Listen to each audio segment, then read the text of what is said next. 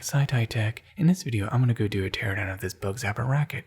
I want to see how it works, see if there's any useful components worth salvaging, and maybe I can use the entire circuit for a future project. Let's get started.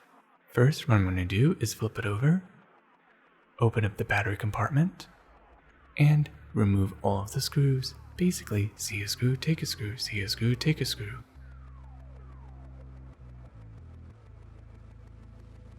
And there we go, it's opened up, and now you can see the entire circuit. Okay, and here is the circuit. As you can see, here's that high voltage transformer, which is where, and as you can see, here's the high voltage capacitor, which is actually the same capacitor that I've used in my most popular video where I took a flyback transformer and a CFL, and I took this capacitor to increase the voltage. This right here is the same thing. Interesting.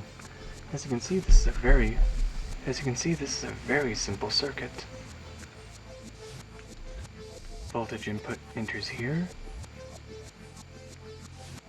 gets amplified. Oh, I see. Here we go. Here's how many volts.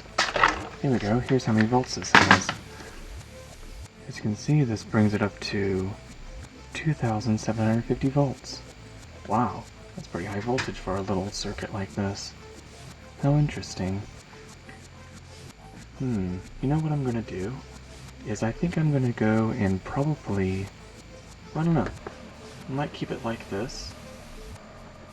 Let me think of that a second. Okay, and now here's a circuit, and as you can see, the input voltage enters here, which is about 3 volts, enters here, and then the output voltage, as you can see right here, it shows that the output voltage is 2,750 volts. Interesting. So the output voltage here, input voltage here, and this activates the circuit. Interesting.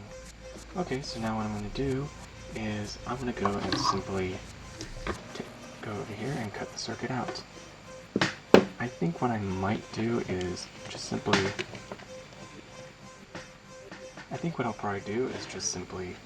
take everything out, and there, the circuit is now released.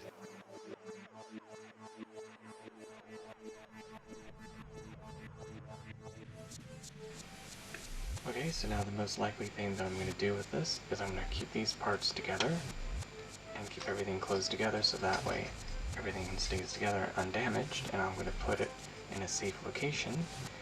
And what I'm most likely going to do is create a new 3D printed housing for this part here, maybe connect by battery power, or most likely attach a power supply that I can plug into the wall so that way it'll have continuous power without shutting off, and keep these wires intact, maybe modify the screen, or just remove the screen completely and attach a new type of screen. Something. I might make something out of this. I haven't figured it out yet, but I'm going to make something out of this where this can still be useful. Either using it as a simple bug zapper to be able to use to ward off mosquitoes and flies and other insects that are pests, and just use this to zap them all, or I just simply cut the wires and use this as some kind of a high voltage circuit. Maybe high voltage for maybe a taser, or maybe to use as a frequency generator. Maybe use this as a high voltage generator to generate high voltage for Tesla coils or something. Or maybe you make a simple Tesla coil and this could be the high voltage circuit that makes a spark gap. I don't know, something useful like that can be definitely made with this. So yeah, there you have it. Now, by the way, okay, so that's what I'm going to do. That's possibly future projects that I might do with this device. And there you have it. Now you know what's inside of a portable bug zapper that is shaped as a tennis racket to zap bugs with. And there you have it. Thank you for watching Tech. I hope you learned something new, and don't forget to like, subscribe, and of course click on the bell icon to be notified of future Tech videos. Till the next tech, goodbye.